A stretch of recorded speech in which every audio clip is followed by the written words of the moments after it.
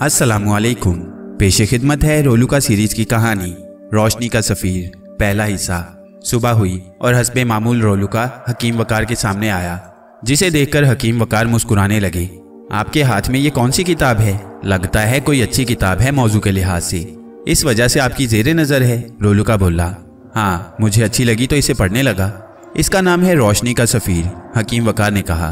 नाम से तो लगता है वाकई अच्छी है। चलिए आज मैं भी इसे सुनता हूँ। आज वैसे भी मतब में मरीजों की छुट्टी है। रोलुका बोला। आप तशरीफ़ रखें, मैं किताब शुरू करता हूँ। और हकीम वकार ने रोशनी का सफ़ीर पढ़ना शुरू किया। कच्चे और नीची छत के डरबे नुमा छोटे छोटे घोंसले नुमा घर। उन घरों में ना बावर्ची खाना होता है, ना ज़रूरियात ज़िंदगी का दूसरा सामान। उनमें दरवाज़ा खिड़की भी नहीं होती, किसी भी तरफ से कोई भी हर वक्त आ सकता है।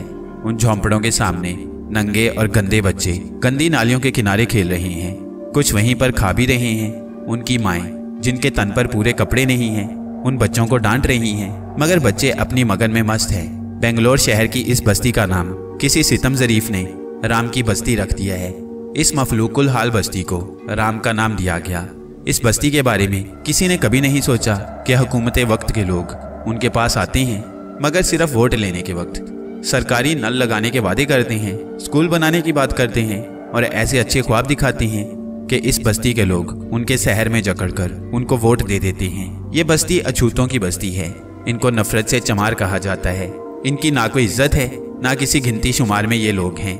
हजारों साल से इनके साथ एक सा सलूक हो रहा है। किसी दौर में इनको इज्जत नहीं मिली, इनकी इज्जत को इज्जत नहीं समझा गया। इनके जवान लड़कों को मेहनत के कुएं में डाला गया और जवान लड़कियों को हवस का निशाना बनाया गया। इनको दुनिया की हर नेमत से दूर रखा गया। इनको अपने मंदिरों से दूर रखा गया। इन्हें पानी के कुओं और नलकों से दूर रखा गया। स्कूल और दरसगाहों के करीब नहीं होने दिया। उनके लिए ऐसी सजाएं मामूली मामूली बात पर रखी गई कि उनके जहन के किसी गोशे में उनको अपनी हालत के बदलने का ख्याल तक नहीं। हिंदू मुआशरे में इनका कोई हक नहीं था, कोई अच्छी बात उनकी नहीं थी। उनके लिए बड़ी जात की गुलामी और जिल्लत थी। उनको पैदा करने वाला कौन था? क्या उनको किसी कम अकल भगवान ने पैदा किया था? क्या उनको पैदा करने वाला वो भगवान नहीं था जो ब्राह्मण को पैदा करता है? चार तबकों में तकसीम किसने की है और किसके कहने से की है? अगर ईश्वर के कहने से की है तो क्या अछूत उसकी मखलूक नहीं है? और अगर ब्राह्मण ने खुद की है तो फिर ब्राह्मण खुद इतना बाइख्तियार है कि इतना बड़ा काम कर सके, और ब्राह्मण खुद इतना बाकिरदार है कि वो ये तकसीम करे। ब्राह्मण ने ऐसा निज़ाम राइज कर दिया है कि सारा नफ़ा खुद उसके पेट में जाए। कमाए कोई, मेहनत करे कोई और खाए ब्राह्मण। ये कौन सा इंसाफ है? ये काम कोई दुनिया का आदमी ही कर सकता है। दुनिया बनाने वाला तो नहीं करेगा, उसके लिए तो सब बराबर हैं। खालिक कायनात से ये उम्मीद कि वो एक को जलील और कमतर बनाए, दूसरे को दुनिया की हर नेमत दे, उसको इज्जत दे, उसको हर गुनाह की माफ़ी दे, उसको मेहनत भी ना करना पड़े, सबका माल उसका हो। कोई ज़रा सी भी अकल रखने वाला ये कहे कि ये काम ज़रूर किसी शैतानी टोले ने किया है। हजारों साल से ये हो रहा है। किसी बड़े ज़ात के हिंदू के जहन में ये इतनी मोटी हकीकत नहीं आई। सब एक लगी बंदी लकीर पर चल रही हैं और अछूत को आज भी जलील किया जा रहा है। राम की बस्ती में एक खानदानी अछूत आबाद था। उसके घर में आज तक बिजली की रोशनी नहीं थी। बासदेव बहुत गरीब मेहनत कश था, मगर उसके अंदर एक ख्वाहिश थी, एक लगन थी। वो आगे जाना चाहता था। मुल्क तकसीम हो चुका था। बेंगलोर की उस आबादी की हालत में फिर भी कोई तब्दीली नहीं आई थी। सरकारी स्कूलों में ये ज़रूर हुआ कि अछूतों को दाखिला मिलने लगा और वो पढ़ने लगे। कुछ कवानीन में तब्दीली हुई। चमार की इज्जत में ज़रा इजाफा हुआ। उसको चमार नहीं शर्मा कहा जाने लगा और भंगी को जाटूट के नाम से पुकारा जाने लगा। ये सरकारी तौर पर हुआ, मगर बड़ी ज़ात के हिंदू के जहन में जो नफ़रत उनके लिए है उसको निकालने को हुकूमत क्या करे, ये किसी की समझ में नहीं आ रहा। अछूतों के बच्चे स्कूल जाने लगे, मगर उनमें एहसास कमतरी तो रहा। बड़ी ज़ात वालों को जहां मौका मिला वो उनको जलील करने से बाज नहीं आया। अछूतों के जहन में भी ये बात है कि हमारी हालत सुधरने के लिए ज़रूरी है कि हम तालीमी मैदान में आगे आएं और बड़ी ज़ात से मुकाबला करें। ब्राह्मण खुद को अक्ले कुल और समझदार समझता है, उससे हर मैदान में मुकाबला करें। बड़ी ज़ात के हिंदू ने हर मुमकिन कोशिश की कि अछूत तालीमी तौर पर उनसे आगे ना आए, मगर वो पढ़ते रहे। बासदेव के दो लड़के थे। बड़े लड़के का नाम गोपाल और छोटे का नाम हरदयाल था। दोनों के जहन में बाप ने ये बात बिठा दी थी कि बेटा, मैंने और मेरे पुरखों ने गुलामी की है, हमको जलील किया गया है, कभी इंसान नहीं समझा गया। आज़ादी मिली है तो तुम इसका फ़ायदा उठाओ। और दिल लगाकर मेहनत से पढ़ो। मैं खुद मिट जाऊंगा मगर तुमको पढ़ाऊंगा। दोनों ने बाप का सैकड़ों साल का दुख समझ लिया था। उन्होंने गुलामी की हथकड़ी को तोड़ने का फैसला कर लिया था। वासुदेव की मेहनत उनकी नज़र में थी। उस हस्ती की इज्जत उनको पता थी। दोनों बाप के मरकज़े निगाह थे, बाप की उम्मीदों के महवर थे दोनों। उन दोनों ने बाप को मायूस नहीं किया। गोपाल ने पूरे शहर में टॉप किया। मैट्रिक के बाद अखराजात बढ़ जाते हैं, मगर गोपाल को सरकार ने वजीफा दे दिया और वो कॉलेज में आ गया। यहाँ पर उसको नया माहौल मिला। लड़के लड़कियाँ एक साथ थे, हर तरह की आज़ादी मिली, मगर उसकी निगाहें उस गोल पोस्ट पर थीं जहाँ पर उसको गेंद डालनी थी। उसकी आदतों इतवार में ज़रा फर्क नहीं आया। उसने खुद को अलग रखा। बहुत सी लड़कियों ने उससे दोस्ती करने की कोशिश की, उसको अपनी तरफ रागिब करना चाहा, मगर उसके सामने हमेशा गोल पोस्ट ही रही। उसने किसी लड़के लड़की से दोस्ती नहीं बढ़ाई। उसकी पोजीशन तालीमी मैदान में हमेशा ऊंची रही। कॉलेज के उस्ताद उसकी इज्जत करते थे, उसकी तारीफ करते थे। उसकी नज़र में उसका खानदानी पस मंज़र हमेशा रहा। उसके सामने उसका बाप हमेशा रहा। बाप की तमन्नाएं और बाप की सैकड़ों साल की गुलामी हमेशा रही। उसने किसी तरफ नहीं देखा। उसको हर साल वजीफा मिलता रहा और वह मैदान पर मैदान मारता रहा। वो अपनी तारीख बदलना चाहता था। वो अपने साथ छोटे भाई से भी मेहनत करवाता। जो उसके मन में था वो उसको भी बतलाता। वो पढ़ाई में सबसे आगे था। ये बात सब जानते थे और उससे मदद भी लिया करते थे, मगर इसके अलावा वो कॉलेज के किसी प्रोग्राम में शामिल नहीं होता था। वो कहता था खेल तमाशे करने को पूरी जिंदगी पड़ी है, यहाँ पर पढ़ने आते हैं तो सिर्फ पढ़ेंगे। इस तरह तालीमी मैदान में वो बहुत आगे बढ़ता रहा और फिर मुकाबले के इम्तिहान में शरीक हुआ और नहायत आसानी से बहुत अच्छी पोजीशन लेकर कामयाब हो गया। बहुत से बड़ी जात के लड़के फेल हुए। गोपाल बहुत बड़ा गवर्नमेंट ऑफिसर बन गया। छोटे भाई ने मेडिकल लिया और डॉक्टर बन गया। वासुदेव का ख्वाब पूरा हुआ। उसने सैकड़ों साल की गुलामी की जंजीर को उतार दिया और उसने वो पसमानदा आबादी छोड़ दी। वासुदेव अब वासुदेव शर्मा हो गया, बंगले में रहने वाला और कार में सफर करने वाला एक बड़े ऑफिसर का बाप। बड़ी जात के हिंदू भी उससे झुककर मिलने लगे। पुराने जानने वाले जो अंदर से इज्जत नहीं करते थे मगर सामने आते तो झुककर ही मिलते। डॉक्टर हरदयाल शहर के बड़े अस्पताल में सर्जन था। वासुदेव की आखिरी तमन्ना के पूरे होने का वक्त आ रहा था। वो चाहता था कि दोनों की शादी हो जाए। दोनों तालीम याफ्ता थे, उनसे मशवरा करना जरूरी था। एक दिन आखिर वो पूछ ही बैठा, अब तुम दोनों अपने पैरों पर खड़े हो। तुम दोनों ने मेरी इज्जत बढ़ा दी है। मैं बासु से वासुदेव शर्मा बन गया हूँ। मेरी ख्वाहिश है कि तुम दोनों की औलाद को गोद खिलाऊं। बोलो तुम क्या कहते हो। गोपाल ने बाप का सवाल सुना और बोला, बापू मैंने और हरदयाल ने अपने पुरखों की तारीख बदली है। बड़ी जात वालों के लिए मैं और हरदयाल एक मिसाल हैं। आम हालात में ये ख्वाहिश नहीं कर सकते थे कि आपकी बहू कोई ब्राह्मण या ठाकुर हो, मगर इस वक्त आप इस मुकाम पर हैं कि ब्राह्मण और ठाकुर आपको समधी बनाने में शर्माएंगे नहीं बल्कि फख्र करेंगे। मेरी और हरदयाल की यही भावना है कि आप मेरे लिए और हरदयाल के लिए ऐसी बहू तलाश करें कि आपका झुका हुआ सर हमेशा के लिए उठ जाए। गोपाल ने मन की बात बताई। हरदयाल बोला, वाह भैया आपने मेरे मन की बात कर दी। मैं आगे कुछ बोलूं भैया, आप नाराज तो नहीं होंगे। हरदयाल ने पूछा। बोल डॉक्टर, आगे भी बोल। गोपाल ने कहा, तो कमिश्नर साहब बात यह है कि मेरे साथ एक डॉक्टर है, मेरी असिस्टेंट है, खानदानी खरी ठाकुर है। उसके अंदाज और बर्ताव से अंदाजा किया है कि वो मुझसे मुतासिर है। हालांकि किसी किस्म के डायलॉग का तबादला अभी हम में नहीं हुआ है। हम सिर्फ पेशा वाराना गुफ्तगू करते हैं। तो फिर तुम इस पेशा वाराना गुफ्तगू से हटकर भी बात कर लो और फिर बताओ। पिताजी उसको और आगे बढ़ा देंगे और तुम्हारा मसला हल हो जाएगा। गोपाल ने हंसकर कहा, क्यों बापू आपका क्या ख्याल है। हरदयाल ने पूछा। अरे मैं क्या, तुम दोनों जानो। मुझे तो जहां कहोगे तुम्हारी खातिर दौड़ जाऊंगा। वासुदेव ने कहा। अच्छा डॉक्टर ये तो तय है, तुम अपना काम करो। गोपाल ने कहा, ये तो मैं कर लूंगा कमिश्नर साहब, आप भी तो कुछ बताएं। हरदयाल बोला, अरे यार तू कर ले, मेरा वक्त आएगा तो मैं भी कर लूंगा। गोपाल बोला, नहीं भैया तुमने मुझसे पहले मैट्रिक किया, मुझसे पहले हर इम्तिहान पास किया, शादी में मुझसे पहले हो और अगर साथ साथ हुई तो भी पंडित से कह दूंगा कि पहले फेरे आपके होंगे। मैं हरगिज आपसे पहले शादी नहीं करूंगा। हरदयाल बोला, अरे भाई क्या बच्चों जैसी बात करते हो, कुछ अकल की बात करो, आगे पीछे से क्या होता है। क्यों बापू आप कुछ इस डॉक्टर को समझाएं। गोपाल ने बाप को कहा, तो कानूनी डॉक्टर और ये जिस्मानी डॉक्टर, तुमसे ज्यादा मैं क्या जानूं। तुम दोनों ही फैसला करो और अगर मन की पूछते हो तो मैं हरदयाल के साथ हूँ। वासुदेव ने हंसकर कहा, वाह बापू आपने और चढ़ा दिया इस डॉक्टर को ऊपर, अब तो ये मेरी जान खा जाएगा। गोपाल बोला, बात तो इसकी दुरुस्त है, तू बड़ा है, तेरा हक पहले बनता है, वासुदेव ने कहा। अच्छा बापू, मैं भी हाथ पैर चलाता हूँ। अच्छा अब जाता हूँ, दफ्तर का वक्त हो रहा है। कमिश्नर साहब, आपकी गाड़ी ड्राइवर गैराज लेकर गया है, शाम को दफ्तर लेकर आ जाएगा। मेरी खटारा में बैठना पसंद करेंगे तो आपको दफ्तर ड्रॉप कर सकता हूँ, हरदयाल बोला। ड्राइवर ने मुझे नहीं बताया, गोपाल बोला। आया था बताने, मुझे बताकर चला गया, हरदयाल बोला। अच्छा अब चल, लोग इंतजार कर रहे होंगे, गोपाल बोला। हरदयाल के साथ जो डॉक्टर काम करती थी उसका नाम पूजा अग्रवाल था। वो धर्म सिंह अग्रवाल की बेटी थी। वो खानदानी ठाकुर थे, बड़ा नाम था और बेंगलोर में अच्छा कारोबार था। पूजा ने अपने शौक से डॉक्टरी पढ़ी थी और हाउस जॉब के बाद इस अस्पताल में काम कर रही थी। हरदयाल से वो पहले दिन से मुतासिर थी। हरदयाल अपने काम में पुरखुलूस था। वो निहायत संजीदगी से हर केस को लेता था और निहायत ईमानदारी से उस पर मेहनत करता था। उसकी नज़रों के सामने बड़े भाई का आइडियल चेहरा रहता था और अपने बाप का सदियों से झुका सर, उसकी मेहनत ही उसके सर को उठा सकती थी। दूसरे मामलात पर वो ज्यादा ध्यान नहीं देता था। पूजा बहुत हसीन थी और उसके करीब भी बहुत थी, मगर हरदयाल ने उसको कभी हसीन होने की हैसियत से नहीं देखा था। वो सिर्फ काम की बात करता था। मगर पूजा के दिल का हाल ये था कि वो हरदयाल के लिए ड्यूटी पर आती थी। जिस रोज वो छुट्टी पर होती उस रोज भी हरदयाल उसकी नजरों में रहता था।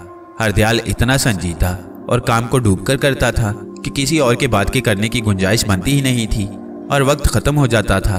उसके दिल की हसरत दिल में ही रह जाती थी। हरदयाल बेहिस नहीं था। उसको पूजा की दिली कैफियत का कुछ कुछ अंदाजा जरूर था, मगर वो उसको मौका नहीं देता था। ड्यूटी का वक्त खत्म हो गया था। वो अस्पताल के गेट पर खड़ा था और पूजा का इंतजार कर रहा था। पूजा बाहर आई तो वो बोली, जल्दी में तो नहीं हो? पूजा के लिए ये नई बात थी। वो हैरत से बोली, नहीं तो फिर आओ, चाय का मूड है, कहीं पर पीते हैं, हरदयाल ने जवाब दिया। पूजा ने सोचा, आखिर मेरी तपस्या ने असर दिखा दिया। तुम अपनी गाड़ी यहीं पर छोड़ दो, हरदयाल बोला और दोनों हरदयाल की गाड़ी में बैठ गए। गाड़ी रोड पर आई तो हरदयाल बोला, तुम हैरान होगी कि आज मैंने तुमको अचानक चाय की दावत क्यों दे डाली। हाँ, कुछ नई बात लगी है, पूजा बोली। दरअसल चाय तो बहाना है, मुझे तुमसे कुछ बात करना थी। तुम नाराज तो नहीं हो मेरी इस हरकत पर? नहीं, नाराज क्यों होंगी, पूजा बोली। बात यह है कि मेरे बड़े भाई गोपाल और बापू का ख्याल है कि मुझे शादी कर लेनी चाहिए। बापू को मेरे बच्चे खिलाने का बड़ा शौक है, जैसा कि बूढ़ों को हुआ करता है। और वो जोर से हंस पड़ा। तो तुम उनकी ख्वाहिश पूरी करो, पूजा बोली। हाँ, मैंने उनकी ख्वाहिश पूरी करने का फैसला कर लिया है, मगर उसके लिए किसी लड़की का होना जरूरी है और मेरे करीब में तुमसे बेहतर लड़की कोई नहीं है। पूजा अचानक ये सुनकर शर्मा गई। उसका चेहरा सुर्ख हो गया और उसके दोनों हाथ मुंह पर आ गए। चंद मिनट खामोशी रही, फिर हरदयाल बोला, अगर तुमको अच्छा नहीं लगा तो मैं अपने अल्फाज वापस ले सकता हूँ। असल बात यह है कि मैं तुमको पसंद करता हूँ, दोनों हम पेशा हैं। मैंने सोचा सबसे पहले तुमसे ही ट्राई करूँ। अगर तुम्हारा जवाब मेरी पसंद के खिलाफ हुआ तो कहीं और ट्राई करूंगा। बापू का हुक्म तो मानना है। पूजा फिर भी खामोश थी। हरदयाल बोला, मैं तुम्हारी खामोशी को रजामंदी समझ लूं? मेरी रजामंदी तुमने ले ली, मगर मेरे भी बड़े जिंदा हैं। तुम अपने बड़े भाई और बापू को उनके पास लेकर आओ, मेरा वोट तुम्हारे लिए है, वो बोली। जिंदाबाद। मैं आधा तो कामयाब हो गया, बाकी रही आधी कामयाबी तो वो भी हो जाएगी, हरदयाल ने कहा। मैं तुम्हारे हक में प्रार्थना करूंगी, पूजा ने जवाब दिया। प्रार्थना अच्छी चीज है, मगर इसकी जरूरत तो मुसीबत के वक्त पड़ती है, हरदयाल ने पूछा। हरदयाल, मुझे नौकरी की जरूरत नहीं है। मैं नौकरी सिर्फ तुम्हारी खातिर करती हूँ, ताकि रोजाना तुम्हारे पास रहूं। तुमने कभी मुझे रगबत से नहीं देखा। तुम एक फर्जशनास डॉक्टर हो। तुमको अपने पेशे से इतनी मोहब्बत है कि ड्यूटी के औकात में तुम किसी और तरफ ध्यान देते ही नहीं। और चीजों में मैं भी हूँ, मगर आज तुमने मुझे हैरान कर दिया है। मैं कितनी खुश हूँ इसका अंदाजा तुम नहीं कर सकते, कोई नहीं कर सकता। मगर मैं जानती हूँ तुम्हारा और मेरा मिलाप इतना आसान ना होगा। इस मिलाप के दरमियान बहुत बड़ी बड़ी रुकावटें आएंगी, मगर मैं तुम्हारी हूँ। ये फैसला मैंने आज और अभी नहीं किया है, बल्कि ये फैसला मैंने इस मुलाजमत पर आते ही कर लिया था। मैं अपना दिल तुम पर निसार कर चुकी हूँ, हर कुर्बानी के लिए खुद को तैयार कर चुकी हूँ। तुम अगर कुछ अरसा ना कुछ कहते तो मैं तुमसे खुद बात करती, मगर तुमने बात करके मेरे अंदर की ख्वाहिश को बाहर निकाल लिया है, पूजा ने कहा। हरदयाल ने गाड़ी एक होटल के बाहर खड़ी कर दी और गौर से पूजा को देखा। क्या देख रही हो, पूजा बोली। मैंने तुमको रोज देखा था, सफेद गाउन में। एक डॉक्टर को देखा था, आज एक हसीन लड़की को देख रहा हूँ। तुमको मैंने आज उस नजर से नहीं देखा था, आज पहली बार बीवी बनाने की नजर से देख रहा हूँ। तुमने रुकावटों का जिक्र किया है, मैं तुमसे वादा करता हूँ कि मैं हर रुकावट को पार कर जाऊंगा। तुम मेरी हो, तुमने मेरा साथ दिया तो हमारा मिलाप जरूर होगा, हरदयाल बोला। मैं आग के दरिया से गुजरने की ताकत रखती हूँ। तुम मेरी मोहब्बत हो, मैं सिर्फ तुम्हारी हूँ, पूजा ने जवाब दिया। तो फिर हमारे दरमियान कोई रुकावट नहीं आएगी, हरदयाल ने जवाब दिया। देखो हरदयाल, जिंदगी इतनी आसान और सीधी लकीर नहीं है। इसमें बाज़ औक़ात ऐसे ऐसे मोड़ आते हैं कि सामने कुछ नजर नहीं आता। मैं ठाकुर खानदान की लड़की हूँ, तुम शर्मा हो। ठाकुर बड़ा जिद्दी होता है। मेरा खानदान तो खरा ठाकुर खानदान है। उसकी सोच तुम्हारी राह में रोड़े अटका सकती है। शायद ऐसा ना हो, मगर मैं इम्कानी बात करती हूँ। इस इम्कानी बात को सामने रखो और फिर आने वाले वक्त के लिए प्रोग्राम बनाओ। मैं तुम्हारा साथ दूंगी, पूजा ने कहा। तुम्हारी सोच मुझसे आगे है। तुमने जो अंदाजे लगाए हैं वो दुरुस्त हो सकती हैं। आने वाले सैलाब के लिए पहले से बंद बनाना जरूरी है, हरदयाल ने जवाब दिया। दूसरे ही रोज हरदयाल ने नाश्ते पर बाप और भाई को कहा, बापू मैंने बहू तलाश कर ली है। गोपाल और बासदेव ने चौंक कर उसकी तरफ देखा। गोपाल बोला, इतनी जल्दी तलाश कर ली है? तूने पहले ही कुछ चक्कर चला रखा होगा। नहीं भैया, चक्कर कुछ नहीं था। वो मेरे साथ ही काम करती है और डॉक्टर है, मगर मैंने उसको सिर्फ डॉक्टर की नज़र से ही देखा था। कल पहली दफ़ा मैंने उसको लड़की समझकर देखा था तो पता चला कि उसमें बीवी बनने की तमाम खूबियाँ मौजूद हैं। मैंने उससे बेधड़क इस सिलसिले में बात की तो और भेद खुला कि वो मुलाजमत सिर्फ मुझसे करीब रहने के लिए करती है और मेरी राय यानी शादी के लिए तैयार है, हरदयाल ने तफसील बताई। तो यूं कहो कि दोनों तरफ आग लग गई थी, बासदेव ने मुस्कुराकर कहा। नहीं बापू, मैंने तो कल पहली दफा पूरी तरह देखा है, हरदयाल बोला। तो फिर अब बाकी क्या रहा? करो तैयारी शादी की, गोपाल बोला। ऐसे कैसे तैयारी करो? पहली बात तो यह है कि मेरी शर्त है, पहले भैया फिर मैं, हरदयाल बोला। क्या बच्चों की तरह जिद कर रहा है? करेगा, गोपाल भी जरूर करेगा। कोई लड़की तो नजर आए, बासदेव बोले। तो आप तलाश करें, मैं लगन मंडप पर भैया से पहले नहीं बैठूंगा, हरदयाल बोला। अच्छा ठीक है, गोपाल बोला। तू बता कौन जात की है? हाँ, मैं जरूरी बात बताना भूल गया। उसका कहना है मेरा वो हर जगह पर साथ देगी, मगर वो ठाकुर खानदान की लड़की है। उसका कहना है कि उसके खानदान में बरसों से कोई लड़की या लड़के ने ठाकुरों से बाहर शादी नहीं की है। ये बड़ा गंभीर मसला खड़ा हो सकता है। ये ठाकुर इतनी आसानी से नहीं मानेंगे, हरदयाल बोला। उनके बाप को भी मानना होगा। सैकड़ों साल से हम उनकी मानते आए हैं, आज उनको हमारी मानना होगी। तुम बस गाय को बांध कर रखना, जल्दी करने की जरूरत नहीं है, ये काम करना है। मैं भी जरा इस पर सोच विचार कर लूं, गोपाल बोला। कानूनी तौर पर हमारी पोजीशन अच्छी है। अब हिंदुस्तान सेकुलर स्टेट है, हम आज़ाद हैं, जहां और जिससे शादी करना चाहें कर सकते हैं। तेरी बात दुरुस्त है, मगर कानून बनाना और उस पर अमल कराना दो अलग अलग बातें हैं। कहने को हिंदुस्तान सेकुलर स्टेट है, कानून साजों ने कानून बना दिया, मगर बड़ी जात के हिंदुओं की जहनियत तो नहीं बदली। ब्राह्मण आज भी ब्राह्मण है, इंसान नहीं बना। ठाकुरों में हुकूमत का नशा आज भी है, वो आज भी खुद को सबसे ऊपर ख्याल करता है। क्या आज़ादी के बाद शूद्रों के गांव इन ठाकुरों ने नहीं जला दिए? क्या हजारों मुसलमान उनकी कमीनगी का निशाना नहीं बन गए? क्या किसी ब्राह्मण ने किसी शूदर की लड़की को बहू बनाया? वो तो त्रिशूल लेकर उनके सर पर सवार है। जब और जहां मौका मिलता है उनका त्रिशूल काम कर जाता है। मैं कानून पर अमल दरामद कराने वाला आदमी हूँ, मगर हर जगह ये बड़ी जात के लोग मेरे काम में रुकावटें खड़ी करते हैं। मेरे मुंह पर नहीं मगर पीठ के पीछे मुझे कमजात कहते हैं और सामने आते ही हाथ बांधकर खड़े हो जाते हैं। उनके दिल हमारे लिए आज भी साफ नहीं है।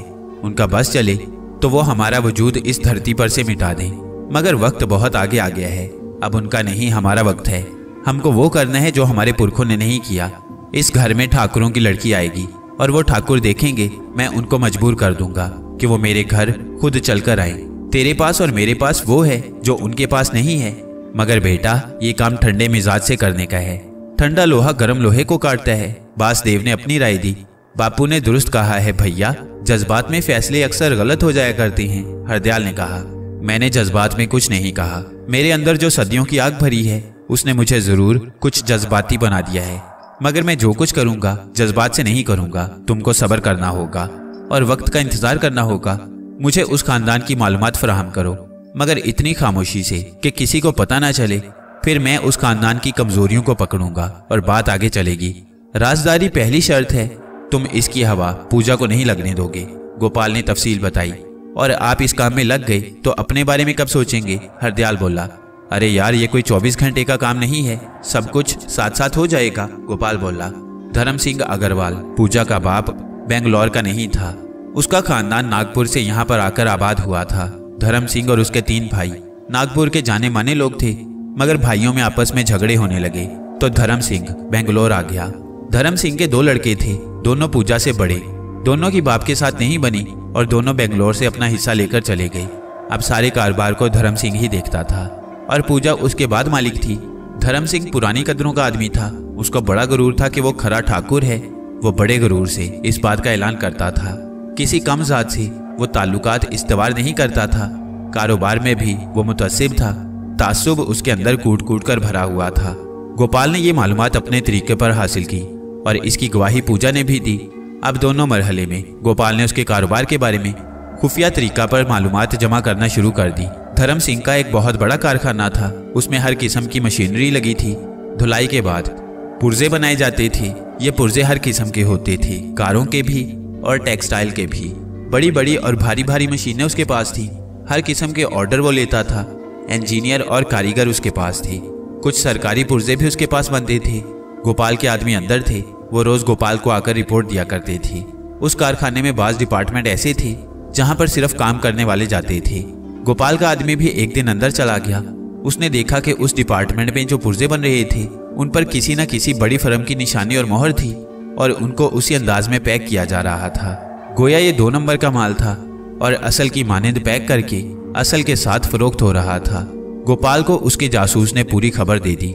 दूसरे मरहले में उस जासूस ने बड़ी रकम खर्च करके वहां के एक जिम्मेदार आदमी को अपने साथ मिला लिया और बनने से लेकर पैकिंग तक की तस्वीरें बना ली। इस काम में 2 माह लग गए और रकम भी खर्च हुई। अब दूसरे शोबे गोपाल की नजर में आए।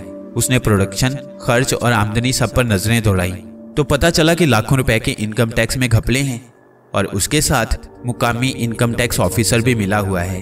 रात को ट्रक माल लेकर निकलते हैं, उनका इंदराज नहीं होता, अखराजात ज्यादा बताए जाते हैं और प्रोडक्शन कम दिखाई जाती है। गोपाल के कई आदमी काम कर रहे थे। ये सरकारी आदमी थे और रिपोर्ट गोपाल को करते थे। 1 साल में गोपाल ने मुकम्मल सबूत धर्म सिंह अग्रवाल के खिलाफ जमा कर लिए और हमला करने की तैयारी करने लगा। रात को जो ट्रक माल लेकर निकलते थे सबसे पहले उन पर छापा पड़ा और बमा ट्रक के माल पकड़ा गया। उस पर अग्रवाल की निशानियां मौजूद थीं, मगर उस पर ना कस्टम ड्यूटी लगी थी ना उनका इंदराज प्रोडक्शन में था। ये लाखों रुपए का माल था जो दूसरे सूबे को जा रहा था। दूसरा छापा उस डिपार्टमेंट पर पड़ा जिसमें 2 नंबर का माल बनाया और पैक होता था। उसको सील कर दिया गया। धर्म सिंह अग्रवाल की समझ में नहीं आ रहा था कि ये सब कैसे हुआ। इस सारे केस में गोपाल अब तक सामने नहीं आया था। जिनका काम था वही कर रहे थे, मगर वो जरा भी आगे पीछे नहीं हो सकते थे क्योंकि गोपाल उनके सर पर मौजूद था। अग्रवाल ने जोड़ तोड़ करने की कोशिश की मगर किसी ने उसको लिफ्ट नहीं कराई। आखिर अग्रवाल को सिर्फ ये पता चला कि कमिश्नर गोपाल के हुक्म पर यह सब हुआ है और इतना मुकम्मल सबूत के साथ हुआ है कि अग्रवाल के बचने की जरा गुंजाइश नहीं थी। गोपाल ने हर तरफ से ऐसी खींचातानी शुरू कर दी थी कि कस्टम से लेकर इनकम टैक्स के हिसाबात चेक हो रहे थे और अग्रवाल की समझ में नहीं आ रहा था कि ये अचानक क्या आफत आ गई है। उसके किसी हमदर्द ने राह दिखाई कि वो गोपाल से मुलाकात करे, शायद कुछ बात बन जाए, और वो एक रात गोपाल के बंगले पर आ गया। मेरा नाम धर्म सिंह अग्रवाल है, उसने अपना तारुफ करवाया। अच्छा, तो आप हैं सेठ अग्रवाल, गोपाल ने कहा। फरमाइए, कैसे जहमत की आने की? जहमत क्या, जरूरत से आया हूँ, अग्रवाल बोला। फरमाइए, क्या जरूरत पड़ गई? गोपाल बोला। मेरी फैक्ट्री पर कई छापे पड़े हैं, सुना है वो आपके हुक्म पर पड़े हैं। ये कहिए कि कई छापे कामयाब पड़े हैं। वो सब मुतल्लिका डिपार्टमेंट ने छापे मारे हैं, गोपाल बोला, मगर ये सब आपके इशारे पर हुआ है, इसलिए आपके दर पर सवाली बनकर आया हूँ। वो बोला। अरे ठाकुर होकर शर्मा के पास सवाली? छी छी, आपके मुंह से ये बात शोभा नहीं देती, गोपाल बोला। आप मेरा जितना मजाक उड़ा सकते हैं उड़ा लें, मेरी इज्जत आपके हाथ में है, अग्रवाल बोला। ठाकुर साहब, गलत काम हमेशा तो फायदा नहीं देता, एक ना एक दिन पकड़ा जाता है। आपने उन लोगों को कितना नुकसान पहुंचाया है जिनका 2 नंबर माल आप बाजार में फेंक रहे थे। आप हर रोज बगैर ड्यूटी अदा किए रात को ट्रक निकालते थे। सरकार को कितना नुकसान आपने दिया, और अभी तो इनकम टैक्स के खाते चेक हो रहे हैं। आपने पता नहीं क्या क्या घपला किया हुआ है।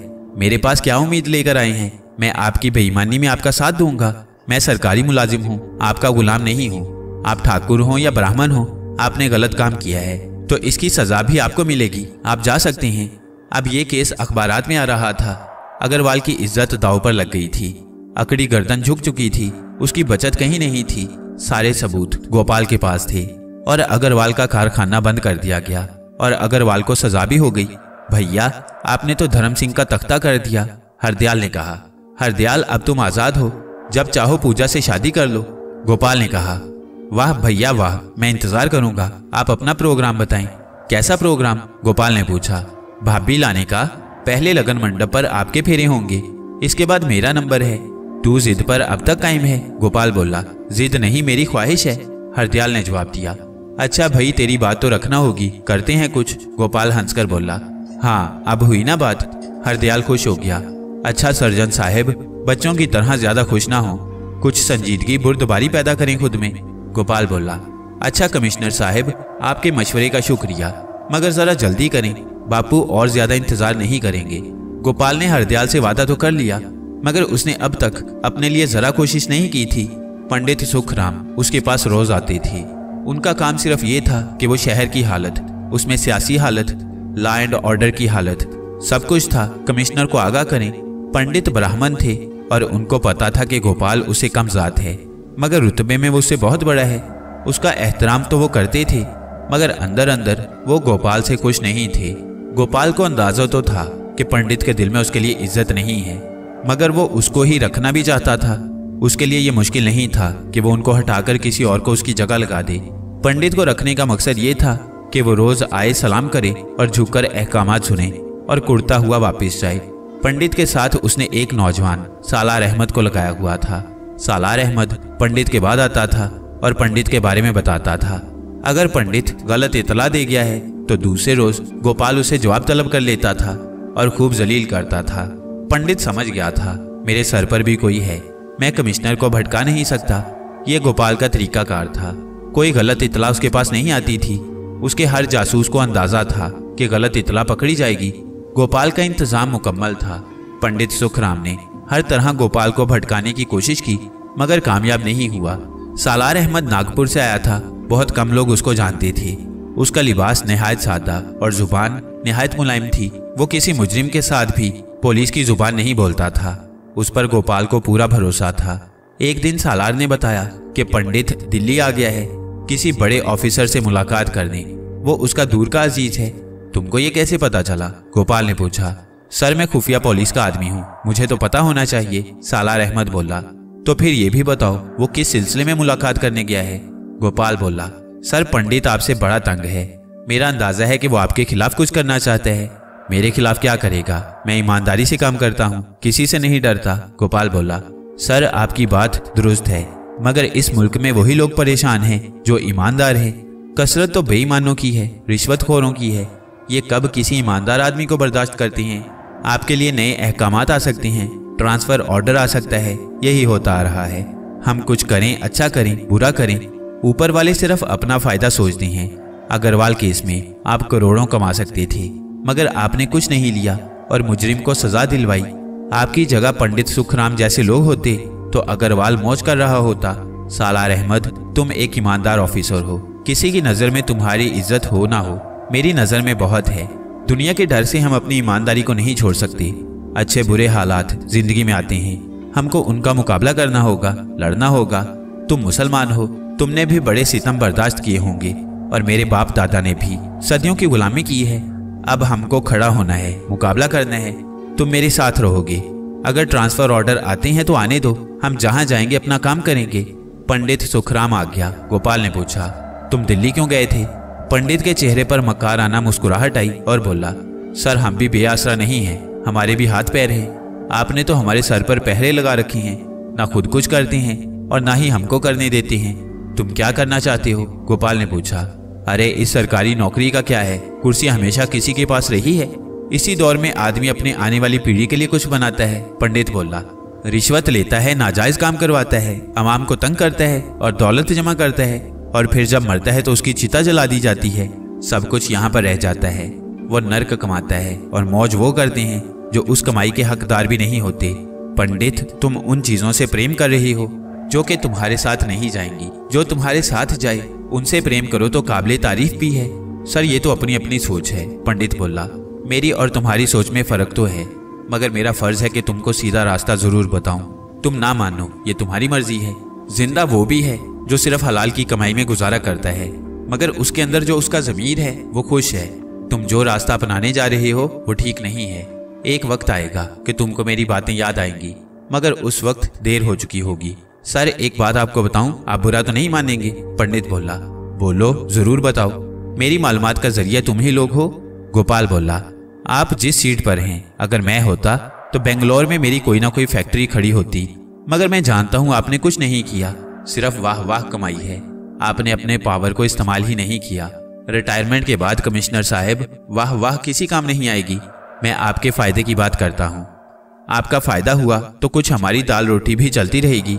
ये पुलिस डिपार्टमेंट है, ये किसी का नहीं होता, सब अपनी अपनी कर रही हैं। पंडित बोला। गोपाल ने उसकी बात गौर से सुनी और उसके जहन में एक प्लान तरतीब पा गया। वो बोला, देखो पंडित, मैं तो वो नहीं कर सकता जो तुम कहते हो। शायद आगे चलकर कुछ मूड बन भी जाए, मगर मैं तुमको नहीं रोकूंगा। जो करना अपना अच्छा बुरा सोचकर करना। पंडित ने हैरत से गोपाल को देखा और दिल में सोचा, डर गया, साला आया है लाइन पर। उसके जाने के बाद सालार आ गया और बोला, पंडित आपके और मेरे लिए ही दिल्ली गया था, मगर सेक्रेटरी ने डांट कर भगा दिया। मगर उसका जो कजन है वो बराबर उसके लिए काम कर रहा है। कजन होम सेक्रेटरी का करीबी आदमी है। आपके रिकॉर्ड को देखकर उसने आपके खिलाफ कुछ नहीं किया, मगर आइंदा क्या करे इसका अंदाजा नहीं है। पंडित का दौरा इंडस्ट्रियल एरिया में बढ़ गया है। यूनियन के बदनाम लीडरों से उसका मेल मिलाप हो रहा है। आइंदा क्या होने वाला है आप खुद अंदाजा कर लें। सालार ने रिपोर्ट दी। देखो सालार, मैंने जरा अपनी हिकमत अमली में तब्दीली की है। मैंने पंडित को फ्री हैंड दे दिया। वो अब खुलकर कमाने की कोशिश करेगा। तुमको वो जानता है, मगर तुम किसी ऐसे 2-3 आदमियों को अपने साथ रखो जिनको ये जानता ना हो, बल्कि 1-2 तो उसके साथ ही बन जाएं। एक आध उन बदनाम लीडरों के साथ भी लगा दो, ये लोग उनके साथ ही हों। पंडित के खिलाफ रिश्वत के सबूत हासिल करना है। नया भिखारी भीख की जल्दी करता है, यह भी जल्द अज जल्द बंगला बनाने की कोशिश करेगा। सबूत मुकम्मल हो। चंद रोज में ही इंडस्ट्री में बेचैनी की फिजा पैदा हो गई। लीडर मजदूरों को सबज़बाग दिखाने लगे, उन पर किए जुल्म उनको बताने लगे। पोलानी ग्रुप की टेक्सटाइल मिल्स बहुत बड़ी थी, हजारों मजदूर काम करते थे। ये मिल औरों की निस्बत मजदूरों को बेहतर सहूलतें देती थी। इसकी कैंटीन में खाना भी बेहतर था और वक्त पर बोनस भी अदा करता था। मगर उसके गेट के बाहर ही लीडर लोगों ने अड्डा बना लिया। हर शिफ्ट के बाद जलसा होने लगा। इंतजामिया के सामने जो मुतालबात रखे गए वो इस कदर ज्यादा थे कि मिल मालिक परेशान हो गया। लीडरों ने पोलानी मिल को सोमनाथ का मंदिर करार दे दिया कि इसको फतह कर लिया तो सब इंडस्ट्री वाले झुक जाएंगे। प्रोडक्शन गिरने लगी, अखराजात बढ़ने लगे, हालात रोज बरोज खराब होने लगे। प्रोडक्शन गिरने लगी, अखराजात बढ़ने लगे, हालात रोज बरोज खराब होने लगे। यूनियन के लोग फैक्ट्री में मालिकों की मानिंद फिरने लगे। किसी ऑफिसर की इज्जत महफूज ना रही। डायरेक्टर ने मिल में आना बंद कर दिया। पूरे मिल में उन लोगों का राज हो गया जो कभी वहां देखे भी नहीं गए। मालिकान ने पुलिस की मदद मांगी तो पंडित सामने आया। यह भी गोपाल के इशारे पर हुआ, मगर गोपाल ने डायरेक्टर से खुफिया ताल्लुक भी पैदा कर लिया। पंडित ने डायरेक्टर से साफ सौदा किया। ठीक है सेठ, हड़ताल नहीं होगी, सब जरूर काम करेंगे। मैं सब लीडरों को ठीक कर लूंगा। सबको अंदर तो नहीं कर सकता, कुछ के मुंह बंद करना होंगे। आप कितने खर्च कर सकते हैं? डायरेक्टर ने कहा, आप इन लीडरों को मिल से बाहर करें, मैं जो कहोगे खर्च कर दूंगा। तो फिर पहली किस्त अदा कर दे, मैं काम शुरू करता हूँ। कितनी रकम दरकार होगी? पोलानी ने पूछा। 10 लाख दे दें। हो सकता है ये रकम कम पड़ जाए, क्योंकि उनके मुंह बहुत बड़े हैं। दफ्तर में इतने रुपए नहीं होते। आप कल दोपहर आ जाएं, पोलानी बोला। पंडित खुश खुश चला गया। उसके जाते ही पोलानी ने फोन मिलाया और बोला, पहली किस्त 10 लाख तलब करता है। कब आएगा? गोपाल ने पूछा। कल आएगा 12 के बाद, पोलानी बोला। तुम उसको रकम अपने कमरे में अदा करोगे। मेरा आदमी तुम्हारे पास आ रहा है।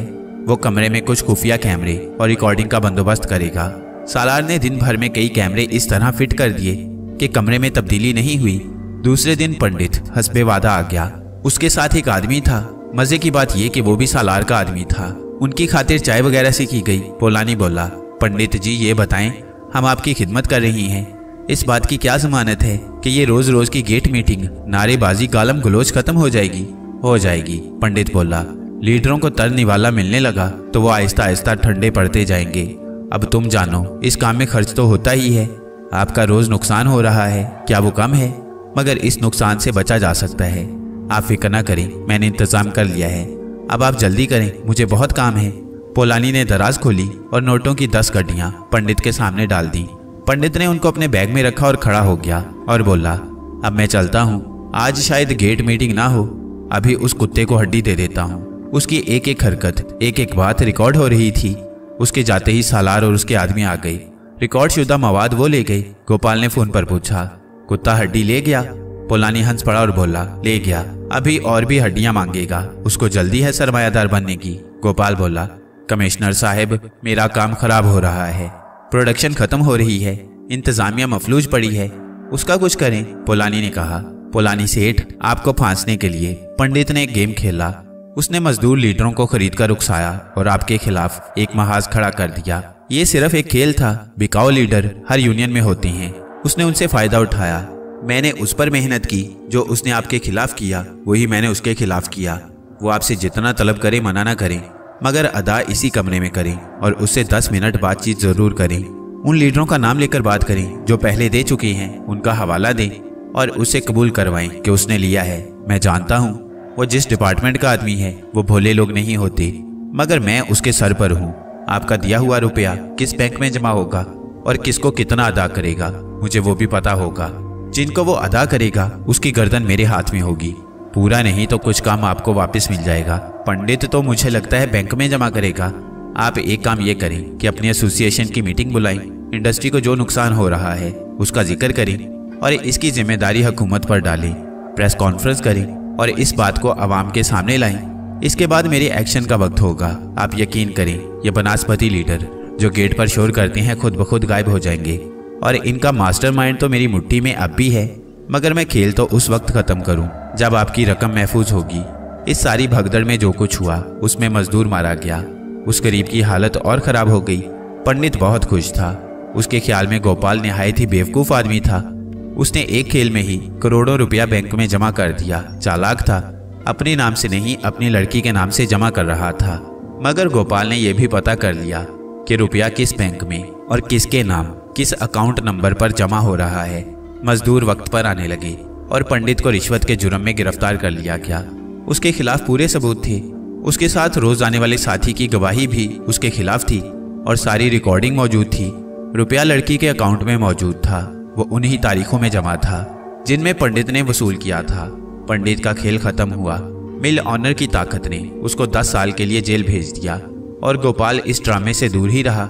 सालार की तरक्की हो गई, वो बहुत खुश था। सर, इस खेल में उस लड़की की बेइज्जती बिला वजह हुई जिसके नाम पर पंडित ने रकम जमा की थी। मैं जानता हूँ वो निहायत नेक लड़की है, एक कॉलेज में पढ़ती है।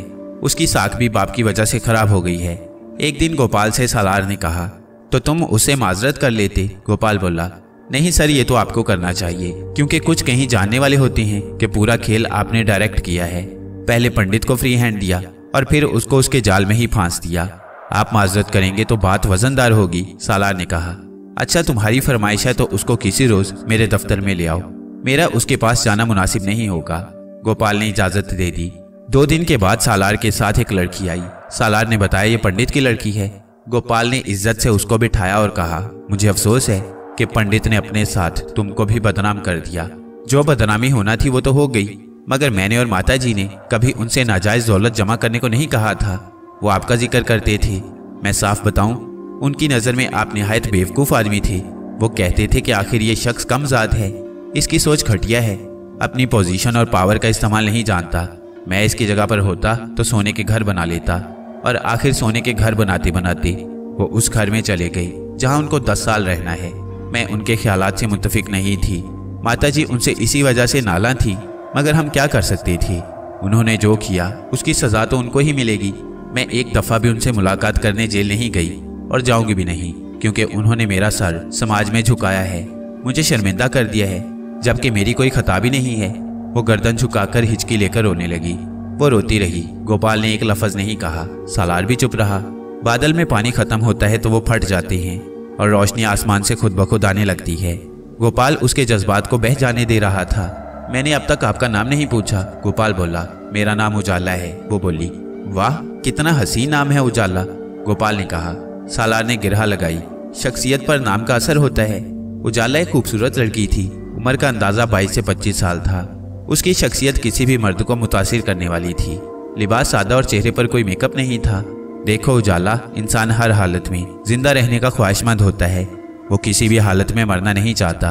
जिंदगी बहुत कीमती शय होती है, मगर इंसान खुद अपने लिए हालात खराब करता है और फिर किस्मत को कोसता है।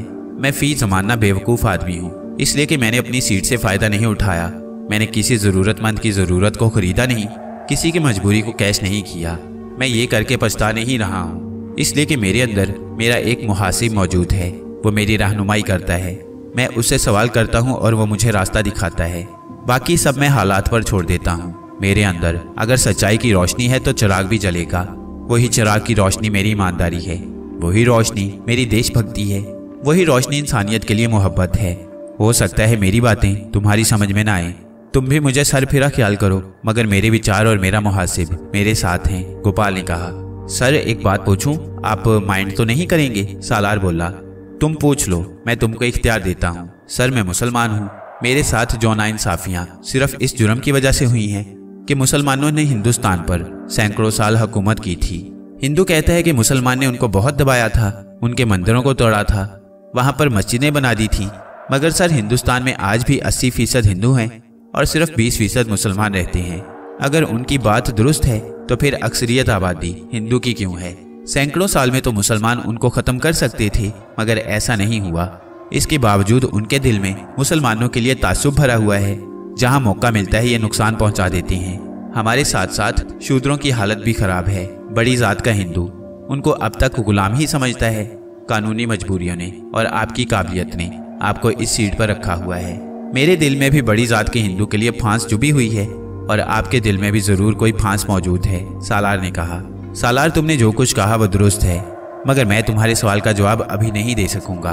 तुम्हारा सवाल उधार रहा, फिर कभी अदा कर दूंगा। उजाला बोली। कमिश्नर साहब, आपने मुझसे ज्यादा पढ़ा है और तजुर्बा भी ज्यादा है। पूछना यह है कि मैं ब्राह्मण के घर पैदा हुई। मेरे दिमाग में यह बिठाया गया कि मैं सबसे ऊंची जात की हूँ, मगर मेरी तालीम ने मुझे ये नहीं बताया हिंदू मजहब की असास क्या है, असलियत क्या है, ये किसने और कब बनाया, 4 जातों का बनाना क्यों जरूरी था। गोपाल ने जवाब दिया, तुम्हारी जगह कोई गैर तालीम याफ्ता लड़की होती तो मेरा जवाब दूसरा होता, मगर तुम चूंकि प्रोफेसर हो, तुमने बड़ी सोच के साथ ये सवाल किया होगा।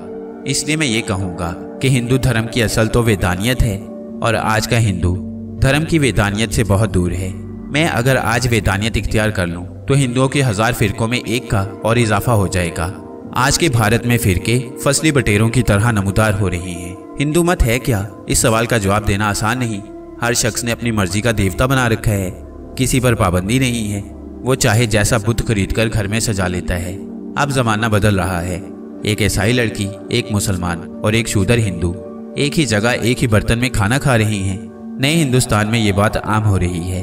धर्म सिर्फ आड़ है, ना ब्राह्मण उस पर कायम है, ना मुसलमान हो सकता है।